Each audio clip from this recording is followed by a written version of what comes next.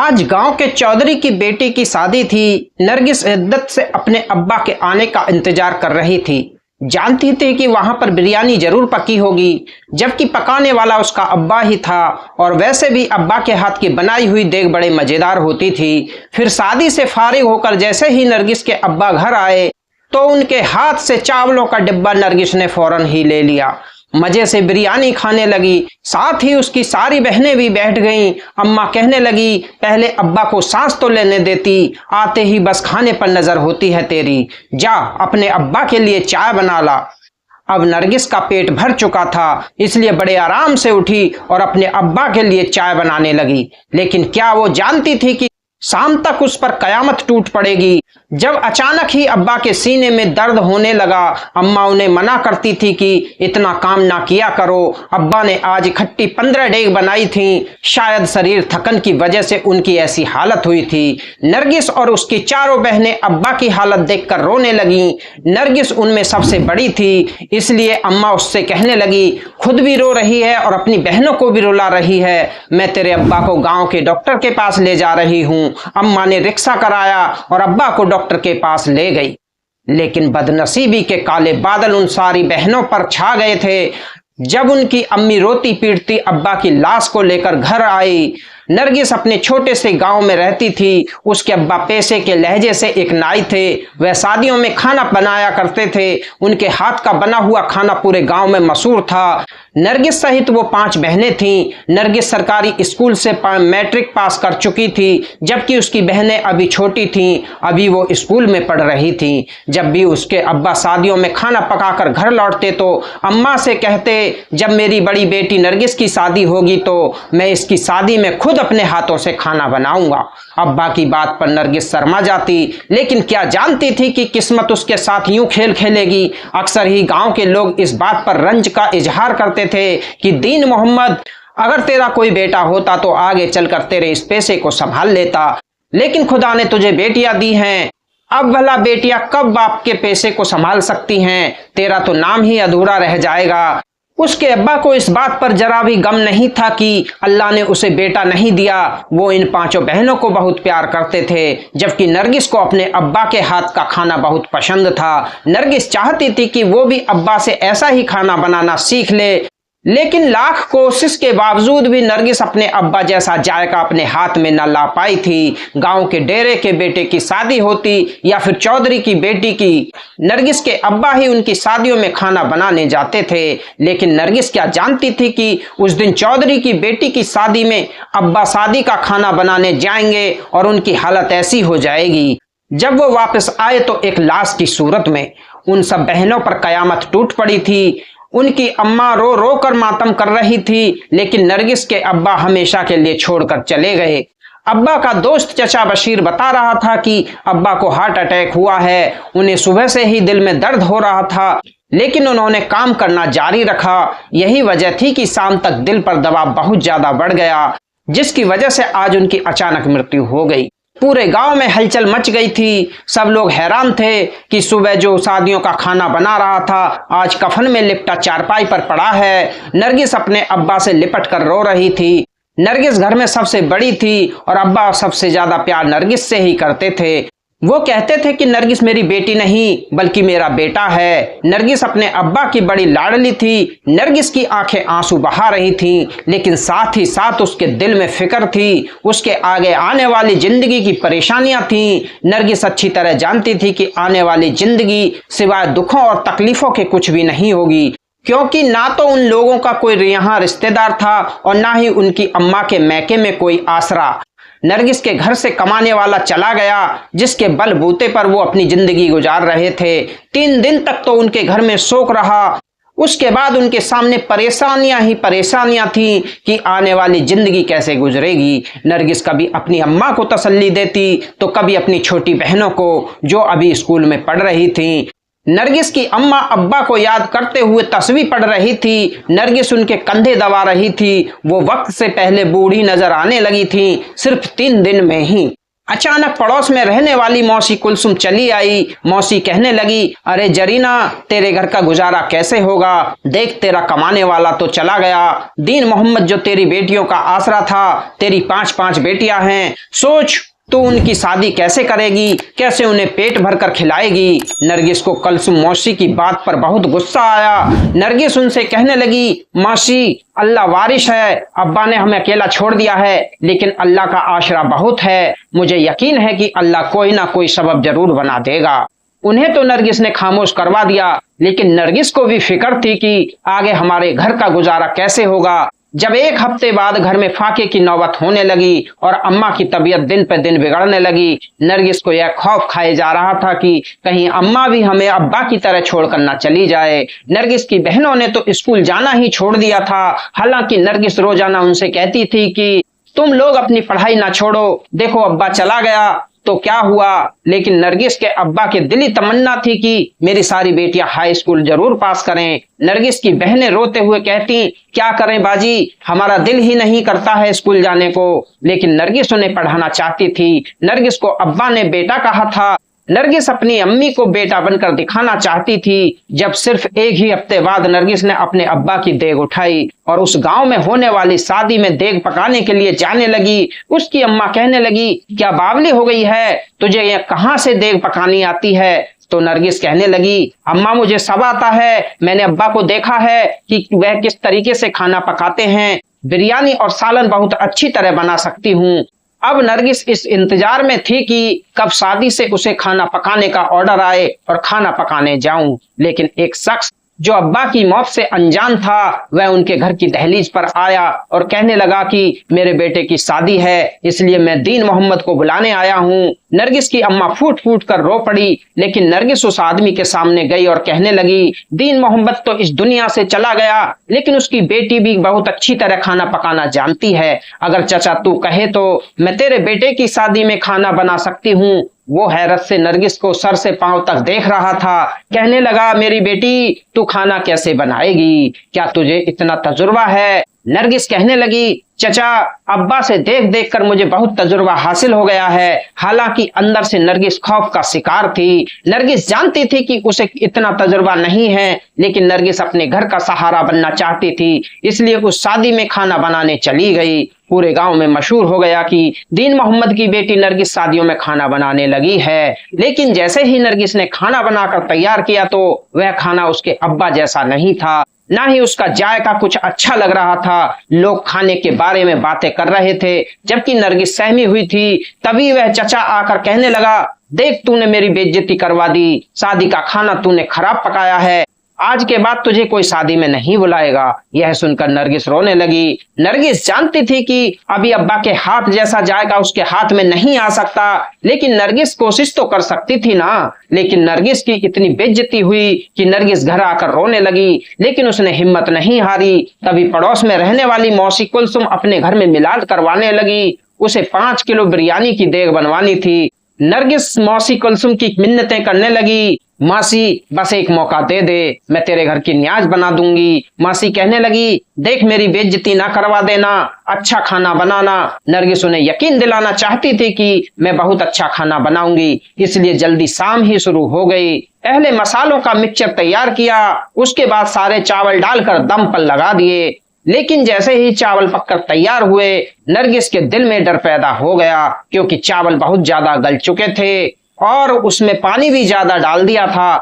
मासी का सारा खाना खराब हो गया था। वो नरगिस को घूर रही थी। फिर कहने लगी, तुझे हमने यतीम समझकर काम दिया, लेकिन तुझे काम करना नहीं आता, तू छोड़ क्यों नहीं देती? देख, तेरा बाप पिछले 20-30 सालों से खाना पका रहा था, इतनी जल्दी हाथों में तजुर्बा नहीं आता। अब यह काम छोड़ और कोई दूसरा काम धंधा ढूंढ ले। मैं तो कह रही हूँ, डेरे की हवेली पर जाया कर मेरे साथ, उसके घर का काम करने। लेकिन नरगिस घर आकर रो रही थी। मासी ने सबके सामने उसे जलील कर दिया था। फिर अगले दिन एक दूसरे गांव से एक आदमी आया। वह भी अब्बा का जान पहचान वाला था। उसे अब्बा की मौत के बारे में जानकारी नहीं थी। वो नरगिस से कहने लगा, मुझे बहुत अफसोस हुआ कि दीन मोहम्मद इस दुनिया से चला गया।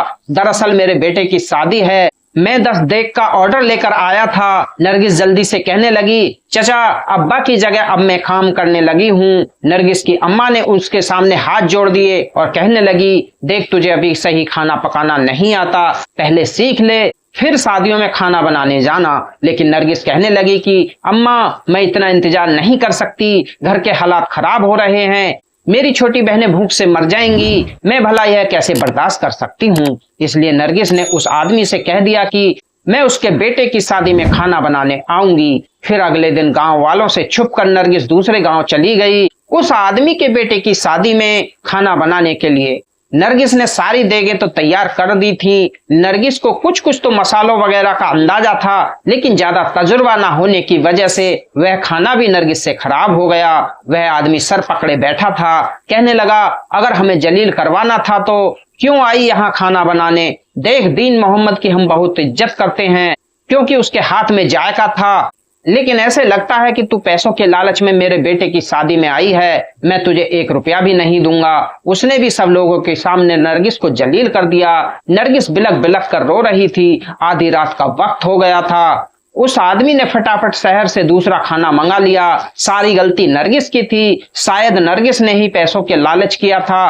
अब नरगिस रात के 11 बजे रोती हुई अपने गांव वापस लौट रही थी। नरगिस को ऐसा लग रहा था कि जिंदगी में कभी कामयाब नहीं हो सकेगी। अब्बा के हाथ में जो जायका और उनके नसीब में जो कामयाबी थी वह नरगिस को कभी नहीं मिल सकती थी। नरगिस कभी भी अपने घर वालों का सहारा नहीं बन सकती थी। यही सोच बार बार नरगिस के दिमाग में आ रही थी। नरगिस को रोते रोते अचानक बुरी तरह चक्कर आने लगे तो नरगिस को याद आया कि उसने सुबह से एक निवाला भी नहीं खाया था। लगातार काम करती रही लेकिन फिर भी कोई फायदा नहीं हुआ। जिल्लत नरगिस के नसीब में लिखी जा चुकी थी। यूं ही उस जंगल से गुजरते हुए अचानक नरगिस की चप्पल टूटी तो पांव से चलना भी दुश्वार हो गया। नरगिस नंगे पांव ही जमीन पर चलने लगी। फिर थोड़ी दूर जाकर अचानक नरगिस के पांव में कांटा चुभ गया।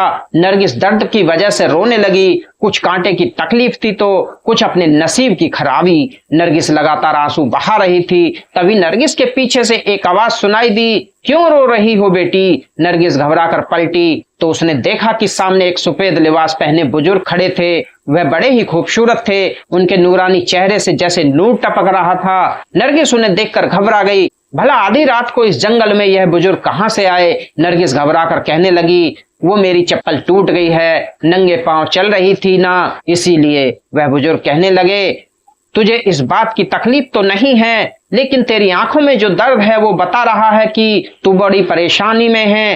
तू बहुत बड़ी परेशानी से गुजर रही है। मुझे बता अपनी परेशानी, शायद मैं तेरी मदद कर सकूं।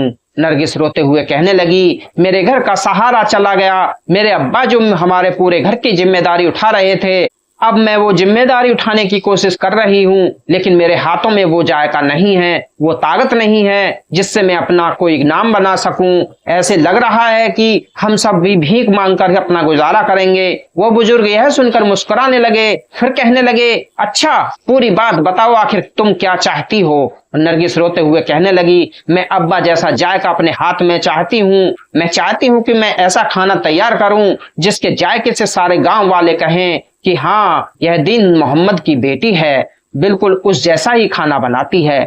यह सुनकर वो बड़े ही अंदाज में मुस्कुराए और कहने लगे, अगर ऐसी बात है तो मैं तुम्हें एक चीज दे सकता हूँ। मेरे पास एक देग है। इस देग में कोई भी खाना पकाया जाए वह ऐसा खाना बनता है कि लोग उसके जायके से सालों तक लुत्फ अंदाज होते हैं। तुम एक गरीब यतीम बच्ची हो, तुमने अभी अभी अपने बाप को खोया है, इसलिए मैं तुम्हें ये देख देकर खुश करना चाहता हूँ। यह सुनकर नरगिस की आंखें हैरत से फटी की फटी रह गईं। नरगिस को यकीन नहीं आया कि यह बुजुर्ग मेरी मदद करने आए हैं। नरगिस हैरत से कहने लगी, आप कौन हैं और मेरी मदद क्यों कर रहे हैं। तो वो मुस्कुराकर कहने लगे, यह एक राज की बात है, लेकिन मैं मासूम और गरीब लोगों की मदद करता हूँ जिन्हें मेरी जरूरत होती है। मैं वो देग तुम्हें जरूर दूंगा, लेकिन एक बात तुम्हें याद रखनी है, हर जुमेरात को इस देग में खाना बनाकर गरीबों में बांटना होगा। देखो यह बात भूल मत जाना। नरगिस ने उनसे वादा कर लिया और खुशी खुशी अपने घर चली आई। लेकिन जैसे ही नरगिस सुबह उठकर बैठी, घर में रखी हुई देग देखकर नरगिस हैरान हो गई। अम्मा यह कहाँ से आई है। नरगिस बेताबी से अपनी अम्मा से कहने लगी। अम्मा कहने लगी, अरे एक आदमी देकर गया है। कहने लगा कि दीन मोहम्मद की एक देग सालों से मेरे घर पड़ी थी। नरगिस का दिल धक धक करने लगा। ये नरगिस के अब्बा की देग नहीं थी, बल्कि यह उसी बुजुर्ग ने नरगिस के लिए भिजवाई थी। नरगिस उसे गौर से देख रही थी। सफेद चांदी की तरह चमकती हुई देग जो नरगिस की किस्मत बदल सकती थी। नरगिस अपनी अम्मा से कहने लगी, अम्मा मुझे कुछ पैसे चाहिए। नरगिस अपनी अम्मा के सामने हाथ फैलाए खड़ी थी। नरगिस की अम्मा कहने लगी, अरे बेटा मेरे पास तो 1 रुपया भी नहीं है, ले देखे एक यह छोटे छोटे बुंदे ही हैं सोने के।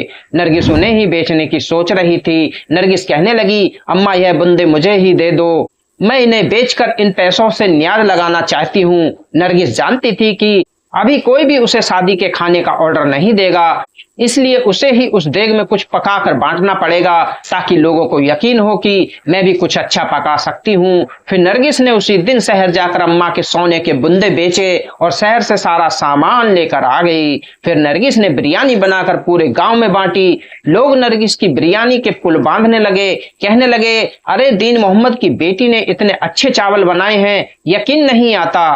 मोहल्ले पड़ोस के लोग बार बार उन चावलों को लेने आते, लेकिन वह देग थी कि खत्म होने का नाम ही नहीं ले रही थी। अम्मा और छोटी बहनें भी हैरान थी। अम्मा नरगिस से कहने लगी, मुझे यकीन नहीं आता यह खाना तूने अपने हाथों से बनाया है, इसमें तो तेरे अब्बा से भी अच्छा जायका है। अब नरगिस खुश हो गई थी। नरगिस समझ गई कि यह सब उस बुजुर्ग की दी हुई देग की वजह से हो रहा है। अगले दिन नरगिस की आंखों में खुशी के आंसू आ गए जब पड़ोस में रहने वाले एक आदमी ने उसे अपनी बेटी की शादी के खाने का ऑर्डर दिया। नरगिस उस दिन खुशी से फूले न समा रही थी। उसी देग को लेकर नरगिस उस शादी में पहुंच गई और फिर ऐसा खाना बनाया कि लोग उंगलियां चाटते रह गए। सब तारीफें कर रहे थे कि शादी का खाना बहुत मजेदार है। फिर उस आदमी ने नरगिस को अच्छे खासे पैसे भी दिए और खाना भी दे दिया, यह कहकर कि तुमने आज मेरी इज्जत रख ली। वो पैसे नरगिस खुशी खुशी घर ले आई और अपनी अम्मा के हाथ पर रख दिए। अम्मा को अपनी आंख पर यकीन नहीं आ रहा था। ये नरगिस की छोटी बहनें कहने लगी, बाजी अब तू अब्बा का काम करेगी, लग रहा है तेरा काम तो खूब चलने लगेगा। नरगिस कहने लगी, बस दुआ करो। अब नरगिस इस देग में जो भी खाना पकाती वह ऐसा पककर तैयार होता कि लोग तारीफ किए बिना न रहते। धीरे धीरे न सिर्फ इस पूरे गांव में नरगिस का नाम मशहूर होने लगा, बल्कि दूसरे गांव के लोग भी उसके पास शादी का ऑर्डर लेकर आते और नरगिस ही उनकी शादियों में खाना बनाती। लेकिन नरगिस उस नूरानी चेहरे वाले बुजुर्ग की यह बात कैसे भूल सकती थी कि जिसने उससे कहा था कि नरगिस को हर जुमेरात को खाना बनाकर बांटना है। नरगिस यह हर हाल में करती। भले उस दिन नरगिस शादी में न जाती, लेकिन खाना बनाकर तकसीम करना नहीं भूलती। एक दिन डेरे की हवेली में बहुत बड़ी दावत थी। नरगिस ही उस दावत का खाना बना रही थी। इस दावत में शहर से बहुत से लोग आए हुए थे जो डेरे के जान पहचान वाले थे। नरगिस जल्दी जल्दी खाना तैयार कर रही थी। तभी वहां से एक नौजवान लड़का गुजरा।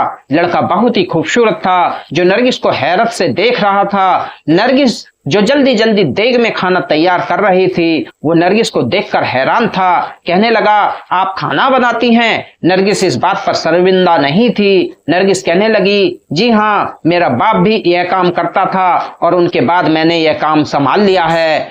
खाने की खुशबू चारों तरफ फैली हुई थी। वो लड़का कहने लगा, अरे वाह, आपका बनाया हुआ खाना तो बहुत लजीज पकने वाला है, क्योंकि मुझे इसकी खुशबू बता रही है कि आपके हाथ में बहुत जायका है। अगर यह खाना आप शहर में बनाकर सेल करें तो आप लाखों रुपए कमा सकती हैं। नरगिस हैरत से उसकी शक्ल देख रही थी। नरगिस कहने लगी, यह कैसे मुमकिन है? मुझे तो यहाँ चंद रुपए मुआवजे में मिलते हैं, लेकिन मैं शहर नहीं जा सकती। शहर में मेरा कोई भी जान पहचान वाला नहीं है। तो वो लड़का कहने लगा, मैं आपको अपना कार्ड दे रहा हूँ। जब भी शहर आना हो या काम करने का इरादा हो तो मुझे एक बार बताइएगा, मैं आपकी जरूर मदद करूंगा।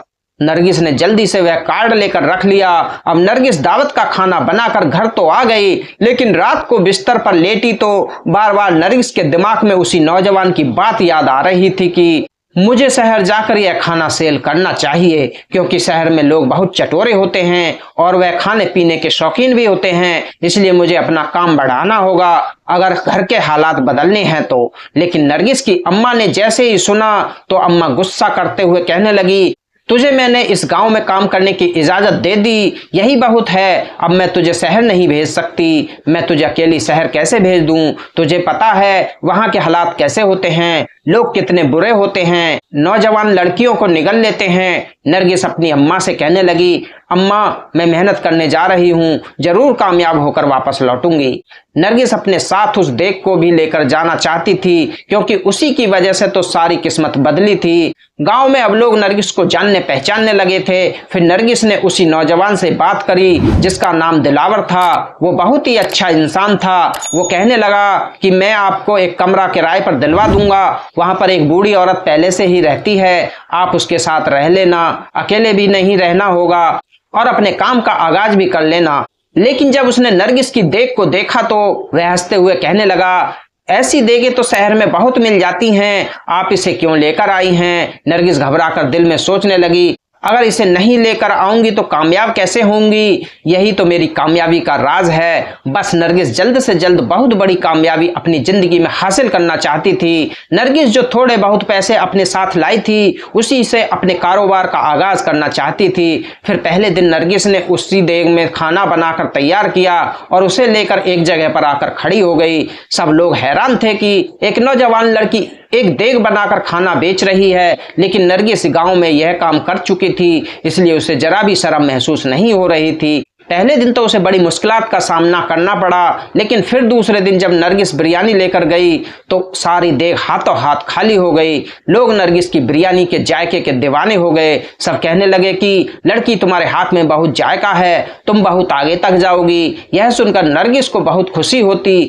आहिस्ता आहिस्ता जैसे नरगिस की जिंदगी बदलने लगी। नरगिस एक बूढ़ी औरत के साथ रहती थी। जब महीने के पैसे जमा हो जाते तो नरगिस अम्मा के पास भिजवा देती, लेकिन धीरे धीरे नरगिस ने अपने काम को बढ़ाना शुरू किया। नरगिस एक बहुत बड़ा रेस्टोरेंट बनाना चाहती थी। वो नौजवान जिसका नाम दिलावर था, वो नरगिस की भरपूर मदद कर रहा था।